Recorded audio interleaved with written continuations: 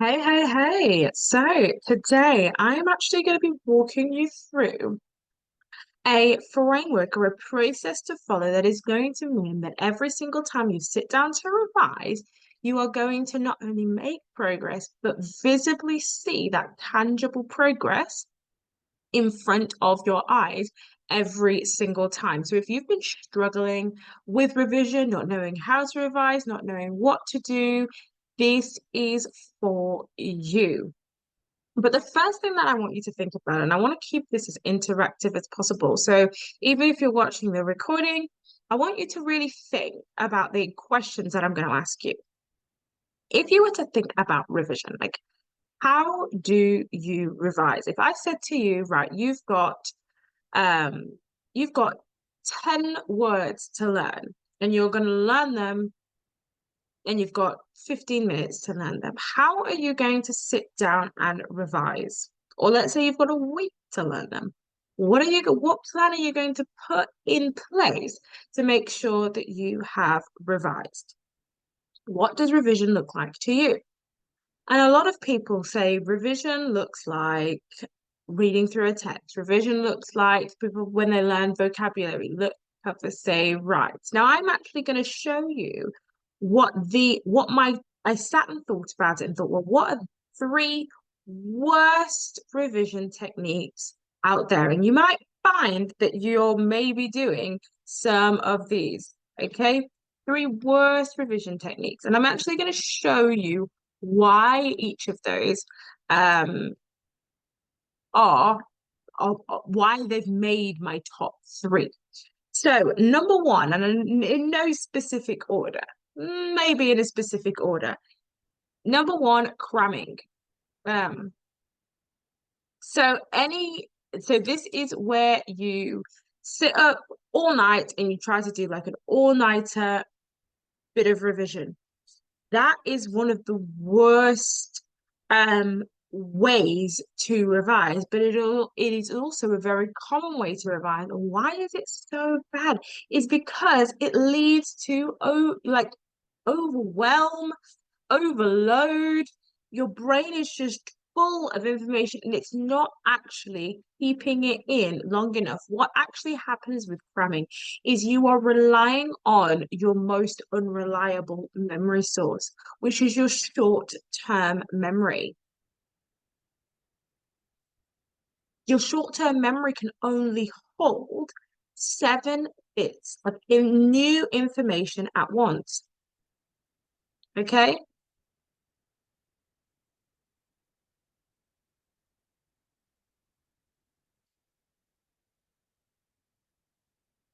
So this is why cramming has to be my number one for one of my worst revision techniques. That's why I often say to students, actually, the night before your exam, you shouldn't be doing anything. Absolutely nothing. Keep that short-term memory just clear so that when you get to your exam, you can actually, because your short-term memory you're going to bring that long-term piece of information into your short-term memory. And so that space in your brain, so to speak, needs to be swept clear, not frantic, because it is the most unreliable uh piece of unreliable part of your brain. Okay, number two for me is passive revision. Okay, so an example of this is reading. Okay. So anybody that just sits and they read through their students will just read through their notes. I'll say, how have you been revising? Well, I've been reading through my notes. And I think, well, I wonder why that's not working. Because you only remember about 10% of what you read, but you remember up to 90% of what you do. So passive, anything that's reading, anything where you're not actually doing anything, maybe even if it's just uh watching YouTube videos. For example, that used to be a thing and it still kind of is. Maybe now it's like TikTok. You watch your I know that there are a few Spanish TikTok teachers, and I'm not going to like name them or anything like that because I think that some of the things that they teach are really great pieces of information, really great tools for students. But if you're just going to sit and watch their videos and do absolutely nothing about it, that's passive revision, and that is one of the worst ways that you can revise because, you, as I said, you only remember about 10% of what you're actually doing. Then moving on to number three. Now, this is something that you see a lot in students that don't like to make mistakes. They don't like to, it's that fear of failure. And this is really, really common with those students, okay? Focusing on your strengths. So let's just say that your strength is you know lots of vocabulary. You're very, very good at vocabulary. And so you just learn more vocabulary. But there is an issue there with your grammar. The reason why focusing on your strengths is not great and just focusing on your strengths and avoiding your weaknesses and your weak areas and the areas in which you struggle, what actually happens is you just plateau. Okay, your grades just plateau because you stay the same all the time. So these are revision techniques that we just want to get rid of. We don't want them. However, there are some really, really good ways of revising. And so whenever you're thinking about, there are lots of different ways that you can choose to revise. But when you're thinking about revision, you want to make sure that your revision always does the following um the following things. See if I can get a different color here. Yeah, here we go. Okay. This is what you want to make sure that your revision always, always, always includes. You want to make sure that your revision builds retention. So this build, like how much you can remember each time improves. Okay.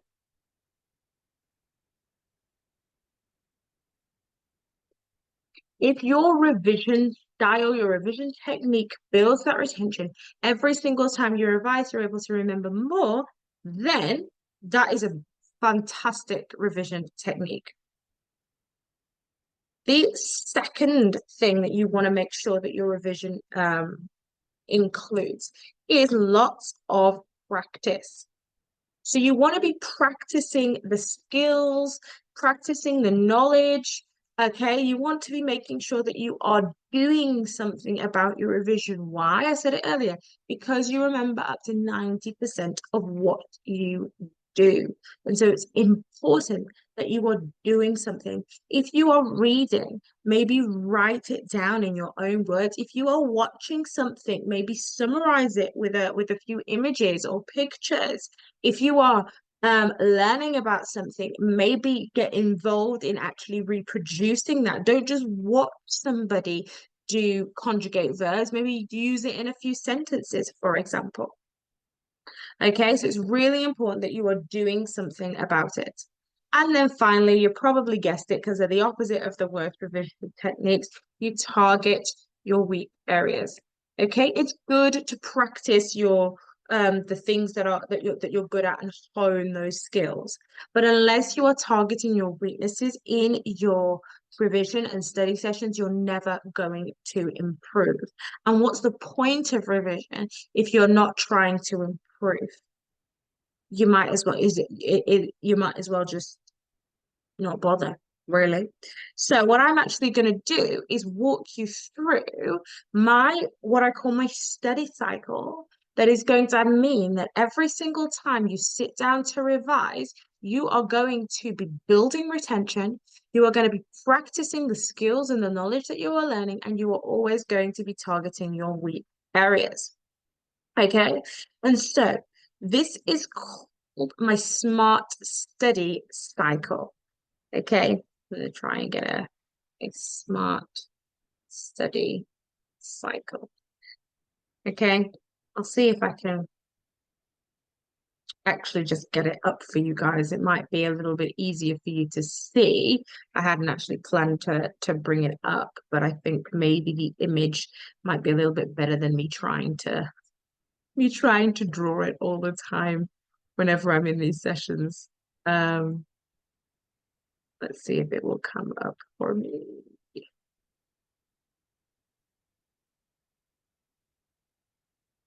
No, I have it somewhere. It's, no, we will see. Maybe if I stop sharing and then I'll be able to find it. Give me a moment. Sorry, guys. I had it somewhere. And then what it is I like to create things and then put it somewhere else. Is it in here? Um, wait, there it is. It's just there. Fabulous.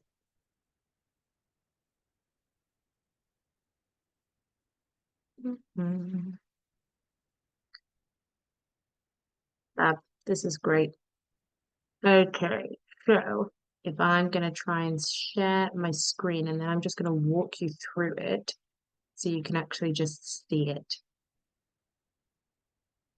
There we go. Welcome to my Canva.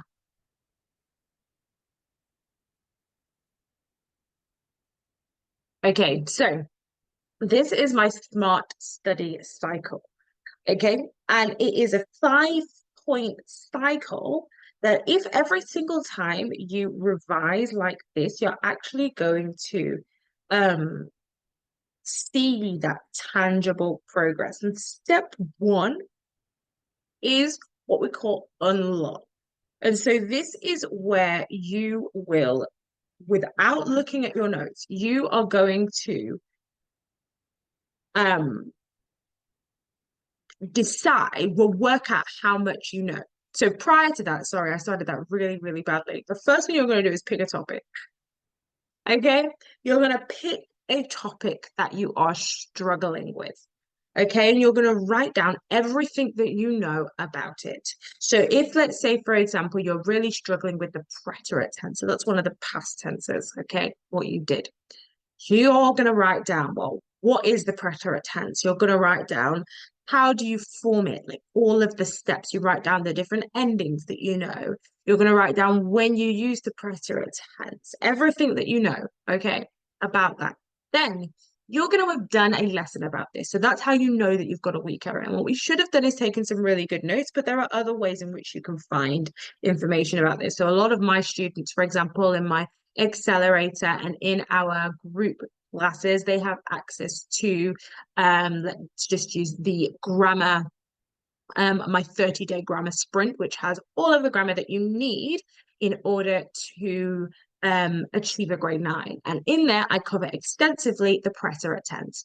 And so then what they will do, and actually what I've done for one of my other students, she's not doing the preterite tense at the moment, but she's doing the present tense, is I will is what you can do is you can sit and watch those videos and compare what you know to what is being taught, and you're going to choose a different color pen and you're going to fill in those gaps. So you're going to see in one color, maybe blue, for example, is what you knew in the first place, and maybe you've chosen red, for example, is for everything that has been added to your knowledge. So now you have a full picture of the preterite tense.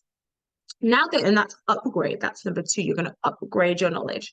So now you have these full picture, these full notes of what the preterite tense is, how to form it, when to use it, examples in sentences, for example, if you've been watching our grammar sprint. Then you're going to apply it. And the key is to apply it with your notes next to you. So you are going to, let's use the preterite tense for an example. You're going to do gap fill exercises, filling in the right conjugations of the preterite tense. You're going to do translation exercises. You're going to answer questions in Spanish, but you're going to use it with that are in the preterite tense. But you're going to make sure that you use the notes that are there with you.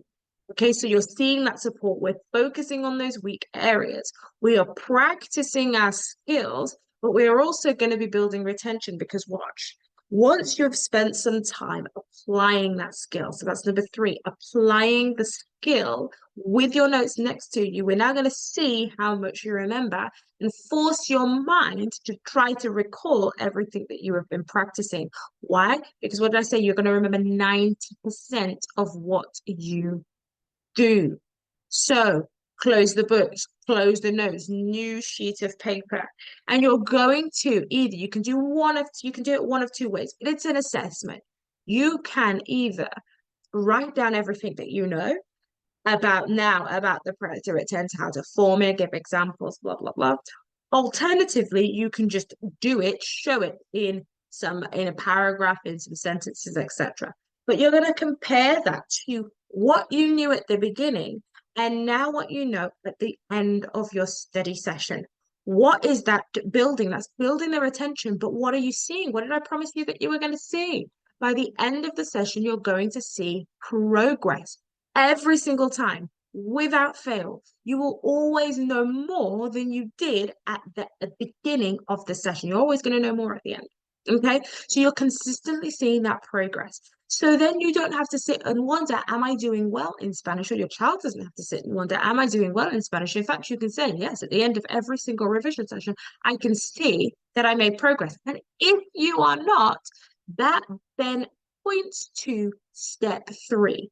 What are you doing in the apply part of the cycle? How are you applying it? Are you applying it in a way in which works with your brain or in a way in which works against your brain? And that's looking at learning and study cycles. And if that is, sorry, not your learning style, sorry. And if that is something that you find that you are struggling, send me a DM and I will help you. We can jump on a 15-minute call and I can actually show you. I can identify in about I can identify one question. I can ask you one question and identify your learning style. And then I can actually spend the rest of the 15 minutes of the call actually then just helping you one-on-one and helping your child one-on-one how to actually study or revise. So if that's something that happens, jump on a call with me, 15 minutes, okay? Completely free. So moving back, so we've done the unlock, we've done the upgrade, you've done the apply, you've done the assess. What's this retain? Because I thought the study session was over. So what did I say? Revision should always what? Build retention. So we look at how to build retention. Now there's a thing that I haven't posted it yet, and I haven't actually got the I haven't got it on my desktop. But it's called, I was going to draw it for you, but it's actually called the forgetting curve. And what it actually shows is that after 2 days, just 2 days, you or your child will have forgotten about 68% of what you learned 2 days ago. And you think, oh my gosh, the odds are stacked against me. Yes, they are if you're not repeating, if you're not revisiting your work. Oh no, I did post it. If you're not revisiting your work, I might be able to find it for you, actually. Um, Let me stop the share and then here's me trying to find things. This is what happens when you do things ad hoc. I did post it. I remember now, I think. I did. Yeah, fabulous. Here we go. Let me see if I can share it again.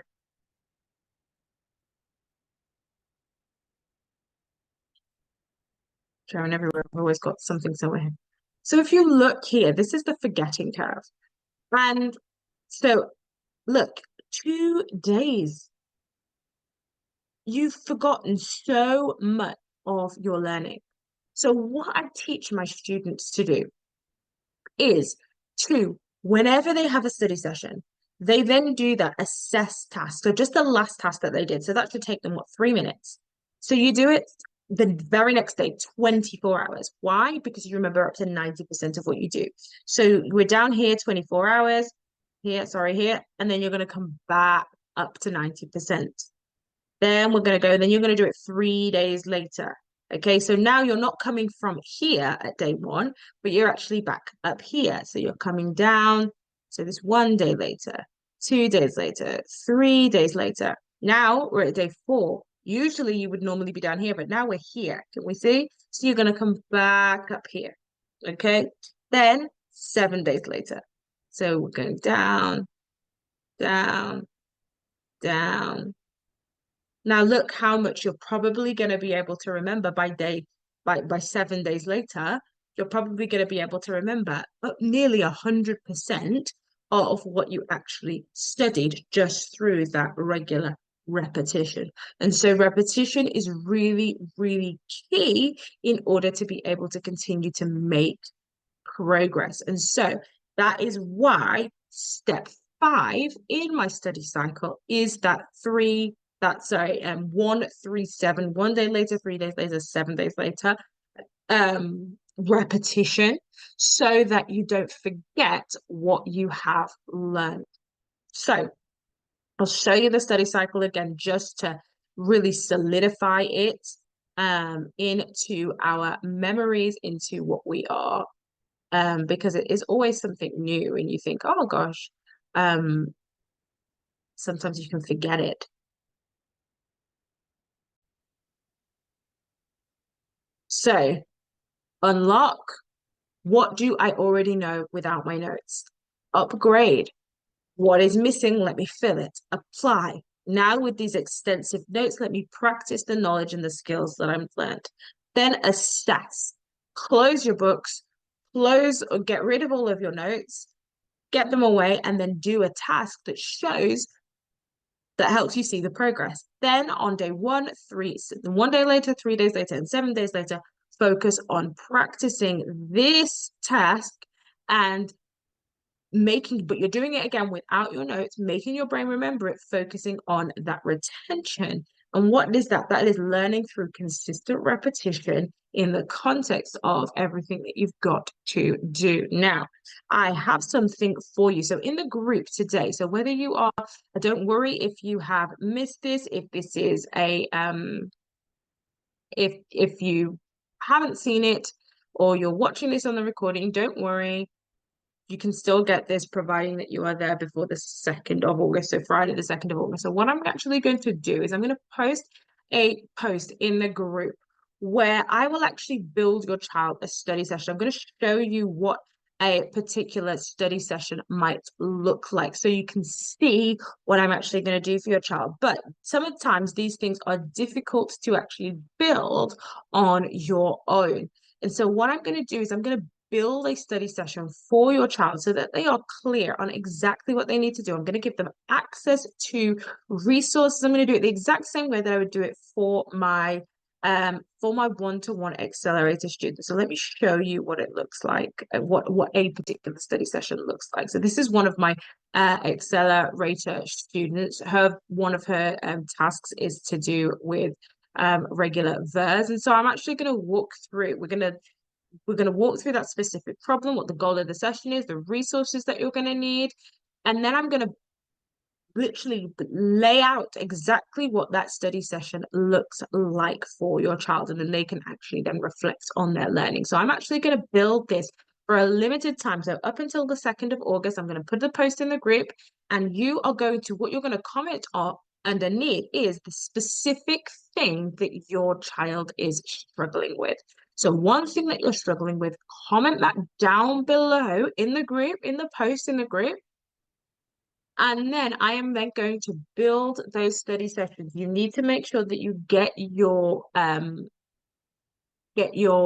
problem up before the 2nd of August. Well, sorry, by the 2nd of August, 2024 at let's say 3 p.m. Okay, by 3 p.m. I want to make sure that you've got that underneath there. And then what I will do is I will build your child study session exactly how I build it for my one-to-one accelerator students. They obviously get multiple. You're going to get one so that your child can actually try this out in under guidance from myself so that they are clear on exactly how to complete these study sessions, and then they can be able to do this themselves. So you'll have this template, your child can follow this template to actually then be able to make progress, to make these progress profiles is what I call them themselves. I'm going to send them a video as well so that they've got a so you'll get actually a video link with the link to your own child's document there. So there'll be an explanation of exactly what needs to be done. Or if you're the student, if you're not in the group, then get your parent to comment below. So if you're going to want that, so make sure that you are in the group, that under that post is going to be a static image post. And then you can comment that specific problem below, and then I will build one of these for you. Right, that is it from me. Thank you so much for taking the time to learn really how to make progress. I hope that it was really, really helpful for you, and I will see you in the group, and then I will see you next time on our Zoom. Adios.